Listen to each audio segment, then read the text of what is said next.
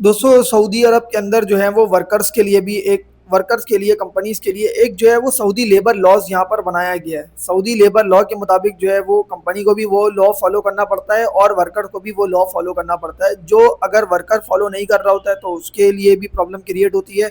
अगर कोई कंपनी उस चीज़ को फॉलो नहीं करती है तो वो उसके लिए ही जो है ना वो प्रॉब्लम क्रिएट होती है। तो दोस्तों सऊदी लेबर लॉ आप खुद वेबसाइट पे लिखेंगे सऊदी लेबर लॉ और वहाँ पर क्लिक करेंगे, मतलब सर्च में क्लिक करेंगे, उसके बाद आपके पास पहली वेबसाइट आ जाएगी सऊदी लेबर लॉ। आप उस सऊदी लेबर लॉ को खुद आप पढ़ सकते हैं। सऊदी लेबर लॉ दो चीज़ों में है, एक इंग्लिश में भी है एक अरबिक में भी है, दोनों में है।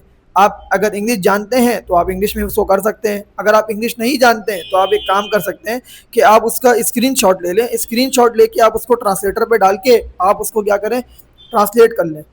तो आप इस तरीके से क्या कर सकते हैं कि आप जो है वो सऊदी लेबर लॉज को जान सकते हैं। आप सऊदी अरब के अंदर काम कर रहे हैं, आपको सऊदी लेबर लॉ का मालूम होना ज़रूरी है। अगर आपको मालूम नहीं है तो फिर ये आपके लिए ही प्रॉब्लम है। तो आप अपने आप को खुद पढ़ाएं, अपने आप को खुद देखें कि मुझे सऊदी अरब के लेबर लॉज का मालूम है या नहीं है। जब मालूम है, अगर ओके है वो, तो उसके बाद ही जो है ना मतलब कि आपके लिए आसानी है।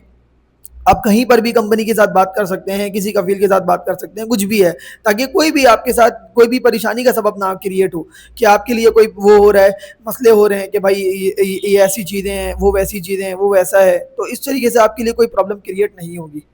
सो आपको ये बात मेरी समझ में आ गई होगी कि आप सऊदी लेबर लॉज को लाजमी आप स्टडी करें, लाजमी आप पढ़ें, तो आपके लिए ही ये आसानी है।